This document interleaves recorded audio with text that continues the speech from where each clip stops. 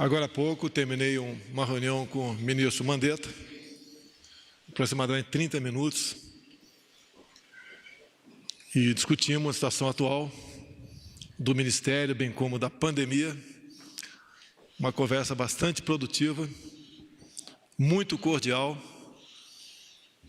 onde nós selamos um ciclo no Ministério da Saúde.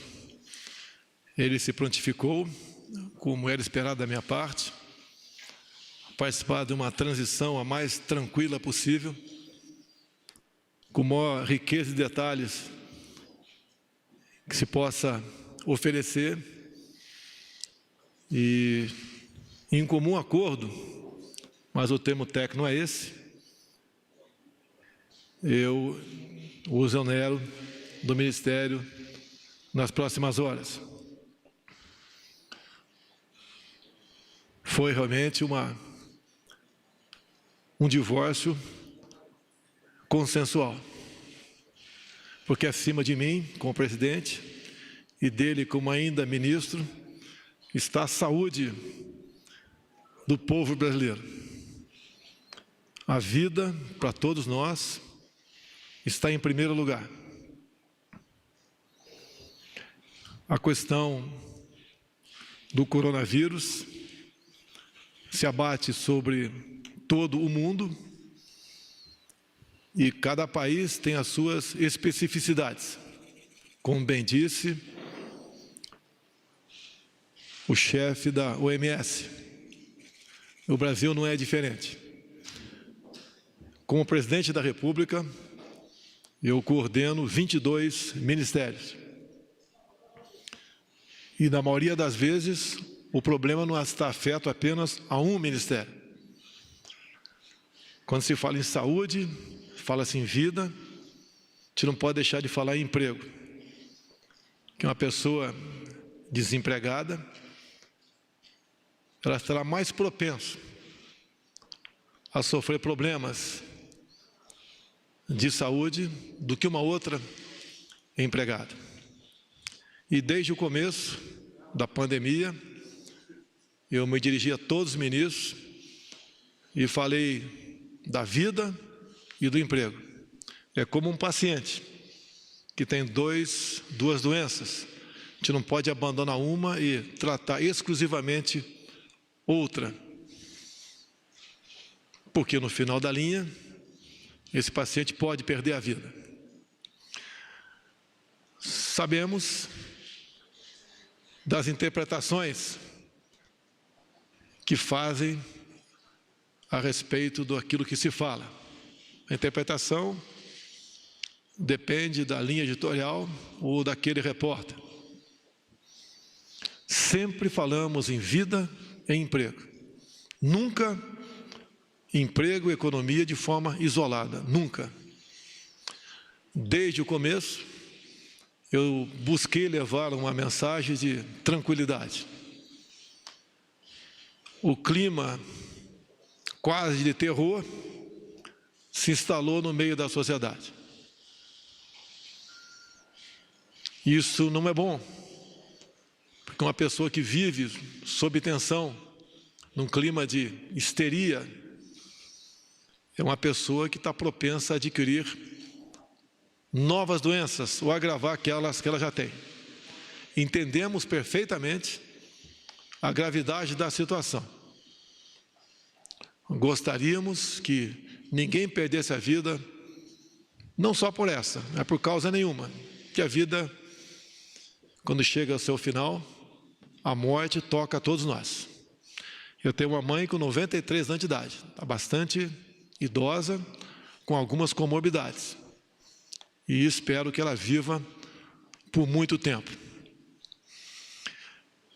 Ao longo desse tempo, é direito do ainda ministro defender o seu ponto de vista como médico. E a questão de entender também a questão do emprego não foi da forma que eu achava, como chefe do Executivo, que deveria ser tratado. não condeno, não recrimino e não critico o ministro Mandetta. Ele fez aquilo que, como médico, ele achava que devia fazer. Ao longo desse tempo, a separação cada vez mais se tornava uma realidade, mas nós não podemos tomar decisões de forma que o trabalho feito por ele até o momento fosse perdido. O que eu conversei ao longo desse tempo com o oncologista Dr. Nelson, ao meu lado, foi fazer com que ele entendesse a situação como um todo, sem abandonar, obviamente, o principal interesse, a manutenção da vida, mas sem esquecer que ao lado disso tínhamos outros problemas. Esse outro é a questão do desemprego, que cada vez mais nós vemos que são claros no nosso país. Junto com o vírus veio uma verdadeira máquina de moer empregos. As pessoas mais humildes começaram a sentir primeiro o problema. Estas não podem ficar em casa por muito tempo. Então não é aquilo que a gente gostaria de fazer, é aquilo que pode ser feito. Nós não poderemos prejudicar os mais necessitados. Eles não têm como ficar em casa por muito tempo sem buscar seu alimento. E os primeiros que sofreram com isso foram os informais, na ordem de 38 milhões no Brasil. Os empregos com carteira assinada, estamos vendo também, como temos conversado com toda a sociedade, cada vez mais estão sendo destruídos. Se chegar a um nível tal, o que nós não queremos é que a volta da normalidade, além de poder demorar muito, outros problemas aparecerão. Nós nos preocupamos para que essa volta à normalidade chegue o mais breve possível. Então, antes mesmo de outras providências, nós tomamos várias medidas.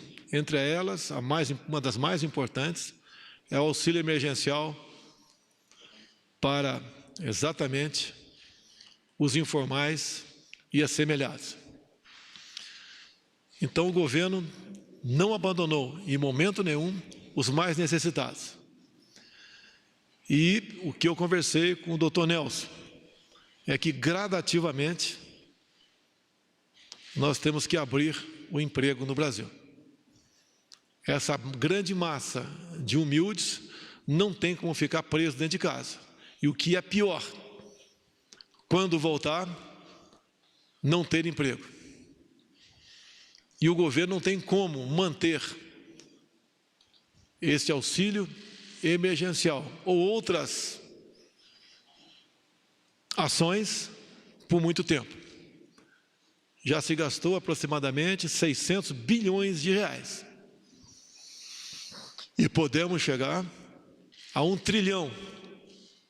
Sei e repito que a vida não tem preço, mas a economia, o emprego tem que voltar à normalidade. Não o mais rápido possível, conversado com o Dr. Nelson. Mas ele tem que começar a ser flexibilizado, para que exatamente não venhamos a sofrer mais com isso. Nós todos, Poder Executivo, Poder Legislativo, decisões do Judiciário, tem que ser essas decisões com muita prudência. O governo não é uma fonte de socorro eterna. Em nenhum momento eu fui consultado sobre medidas adotadas por grande parte dos governadores e prefeitos. Tenho certeza que eles sabiam o que estavam fazendo. O preço vai ser alto. Tinham que fazer alguma coisa? Tinham. Mas se, porventura, exageraram, não bote essa conta, não no governo federal, não bote essa conta, mais essa conta, nas costas do nosso sofrido povo brasileiro. Não queremos aqui criar qualquer polêmica com outro poder. Todos eles são responsáveis pelos seus atos, assim como eu sou como chefe do Executivo. Não furtarei a minha responsabilidade. Decisões sou obrigado a tomar. Porque sempre tenho dito, dada a minha formação militar, pior que uma decisão mal tomada é uma indecisão. Jamais pecarei por omissão. Esse é o ensinamento que eu tive na minha carreira militar.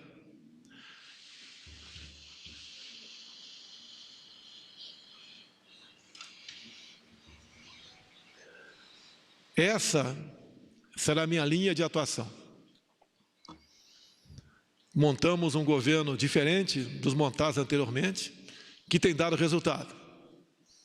Estávamos praticamente voando no final do último trimestre. Tudo estava indo muito bem. O Brasil tinha tudo para dar certo num curto espaço de tempo.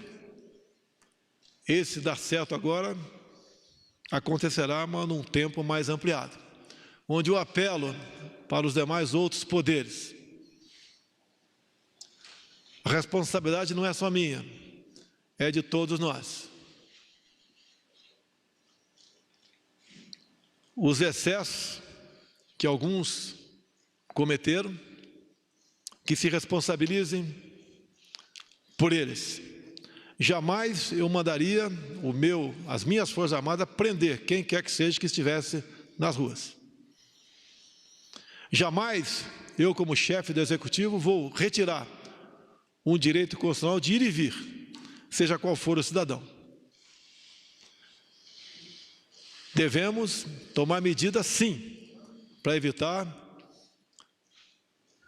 a proliferação ou a expansão do vírus, mas pelo convencimento e com medidas que não atinjam a liberdade e as garantias individuais de qualquer cidadão. Jamais cercearemos qualquer direito fundamental de um cidadão. Quem tem poder de decretar estado de defesa ou de sítio, depois de uma decisão, obviamente, do Parlamento brasileiro, é o presidente da República, e não prefeito ou governador. O excesso não levará à solução do problema, muito pelo contrário, se agravará. E como venho dizendo desde há muito, e tenho certeza, temos amigos aqui da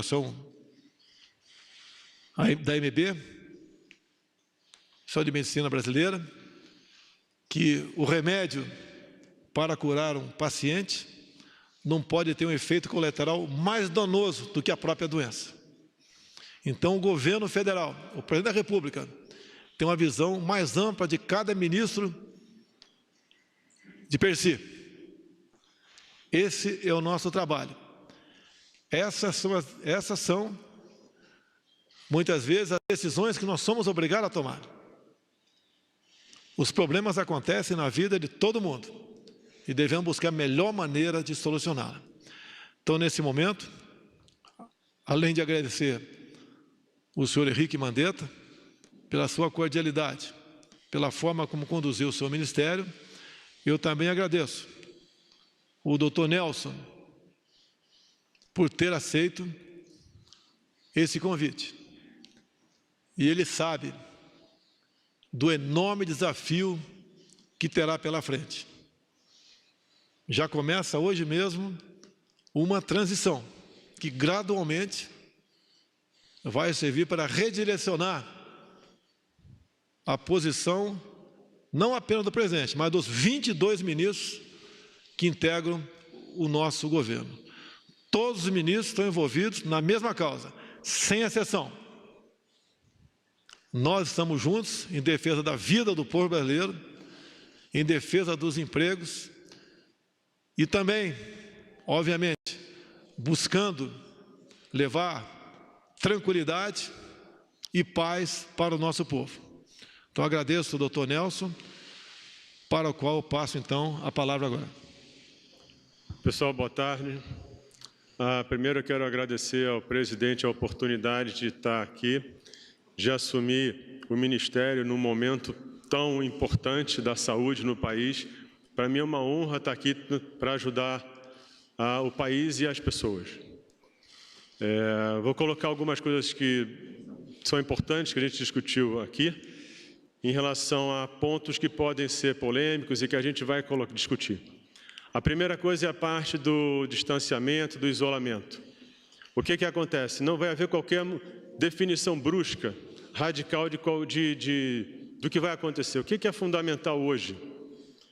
É que a gente tenha informação cada vez maior sobre o que acontece com as pessoas com cada ação que é tomada. Como a gente tem pouca informação, como é tudo muito confuso, a gente começa a tratar a ideia como se fosse fato e começa a trabalhar cada decisão como se fosse um tudo ou nada, e não é nada disso.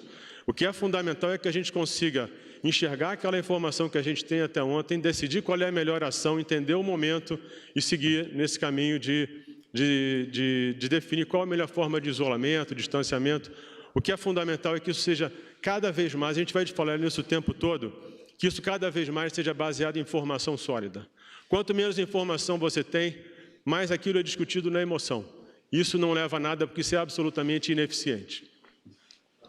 A segunda coisa, eu até escrevi isso recentemente num artigo, é a gente discutir saúde e economia. Isso é muito ruim, porque, na verdade, essas coisas elas não competem entre si. Elas são completamente complementares. Quando você polariza uma coisa dessa, você começa a tratar como se fosse pessoas versus dinheiro, o bem versus o mal, empregos versus pessoas doentes, e não é nada disso. Hoje em dia, a gente tem uma discussão na área de saúde, que são os determinantes sociais da saúde. O que traz saúde para uma sociedade? Um deles é cuidado em saúde, mas entre os outros você tem estabilidade econômica, educação, entre outros. E uma coisa importante do desenvolvimento econômico é que ele arrasta as outras coisas. Quanto mais é desenvolvido economicamente um país, mais você investe em educação, mais você investe em saúde, mais você tem recurso para ajudar a sociedade. Então isso tem que ficar muito claro. Existe uma cooperação nesse sentido. Porque quando a gente fala, às vezes a gente fala em emprego, e o emprego às vezes ele é necessário, mas quando a gente não aprofunda esse detalhe, se você não tem emprego, isso quer dizer que a economia, que você tem pouco recurso. Esse pouco recurso vai influenciar quanto você vai investir em infraestrutura, quanto você vai investir em educação. Isso tem um impacto enorme na qualidade de vida e na expectativa de vida de uma sociedade. O que é importante é que a gente vai trabalhar isso tudo com um detalhamento fundamental para que a gente entenda o que está acontecendo e tome as ações e as políticas necessárias. Um outro ponto é a parte de tratamento. A gente tem as vacinas, a gente tem os medicamentos. O que é importante aqui? Tudo aqui vai ser tratado de uma forma absolutamente técnica e científica. E você vai disponibilizar o que existe hoje, em termos de vacina, em termos de medicamento, essencialmente, o ideal, dentro de coisas que funcionem como projetos de pesquisa. Porque isso vai permitir que você colhe o maior número possível de informações no espaço mais curto de tempo. Isso vai te ajudar a entender o que faz diferença ou não para as pessoas, para os pacientes e para a sociedade. E isso é um compromisso que a gente tem. Entender claramente o que está acontecendo, não só no Brasil, no mundo, em relação a tudo que representa cuidar dessas pessoas. Um outro ponto que é fundamental é a gente trabalhar uma área de dado e inteligência. Porque, como eu coloquei antes, a gente tem que entender cada ação que a gente toma. Quando você tem muita incerteza, como é o momento de hoje, cada coisa que você faz hoje, você na verdade não tem certeza do que vai acontecer amanhã. Colher esse dado ao longo do tempo é fundamental. Mas é importante que esse dado seja colhido e as pessoas colaborem, que elas entendam que isso é uma coisa normal. E quando a gente fala em dado e informação, a gente não está falando só da Covid.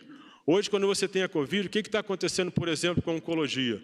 Se você tem uma redução da atividade econômica, você vai ter, talvez, diminuição da quantidade de clínicas de diagnóstico, clínicas de tratamento. Então, você pode ter menos gente sendo diagnosticada. Isso pode impactar muito na sobrevida das pessoas, no índice de cura das pessoas. Isso vale para a doença cardiovascular, isso vale para o câncer, isso vale para outras doenças, né? E, finalmente, eu acho que a gente tem que trazer agora, a gente tem que entender mais da doença. Porque quanto mais a gente entender da doença, maior vai ser a nossa capacidade de administrar o momento, planejar o futuro e sair dessa política do isolamento e do distanciamento, porque isso é fundamental. Porque as pessoas vão ter muita dificuldade em se isolar. A gente vive um momento único hoje, porque você tem o isolamento com um volume enorme de informação. É um mundo completamente novo, a gente nunca viveu isso, né? Então, como é que, e aí a gente vai estar aprendendo ao longo do tempo como é que isso se comporta. Então, e aí, para conhecer a doença, a gente vai ter que fazer um programa de teste. É fundamental que a gente tenha uma avaliação do que é essa doença hoje. Como eu falei, se você não domina aquilo, se aquilo não está na sua mão, você vira um barco à deriva. A gente vai conhecer a doença. Na hora que a gente começar a entender isso e conseguir definir políticas e ações, a gente assume o comando desse problema. E em algum momento isso vai se solucionar e a gente é que vai estar comandando isso. E é isso que a gente vai fazer. Então, esse programa de teste ele vai ter que envolver o SUS, a saúde suplementar, a iniciativa do empresariado, tem que fazer um grande programa, tem que definir qual é a melhor forma, como é que você vai fazer a amostra, que tipo de teste, se é paciente sintomático, se é assintomático, mas isso vai gerar uma capacidade de entender o momento, entender a doença, e vai dar muito para a gente uma capacidade enorme de definir ações e conseguir controlar o que está acontecendo hoje e que isso aconteça o mais rápido possível. E, mais uma vez, eu agradeço a presença de vocês, a presença de todos, e deixar claro que existe um alinhamento completo aqui, entre mim, o presidente e todo o grupo do Ministério, e que realmente o que a gente está fazendo aqui hoje é trabalhar para que a sociedade retome de forma cada vez mais rápida uma vida normal, e a gente trabalha pelo país e pela sociedade. É isso aí. Obrigado. Obrigado a todos e que Deus abençoe o nosso Brasil. Obrigado. Está encerrado este pronunciamento. Muito obrigada a todos. Nós acompanhamos ao vivo, direto do Palácio do Planalto, o pronunciamento do presidente Jair Bolsonaro. Ele anunciou o novo ministro da Saúde, Nelson Tait, que substitui Luiz Henrique Mandetta. Continue agora com a programação da TV Brasil e siga bem informado também pelas nossas redes sociais.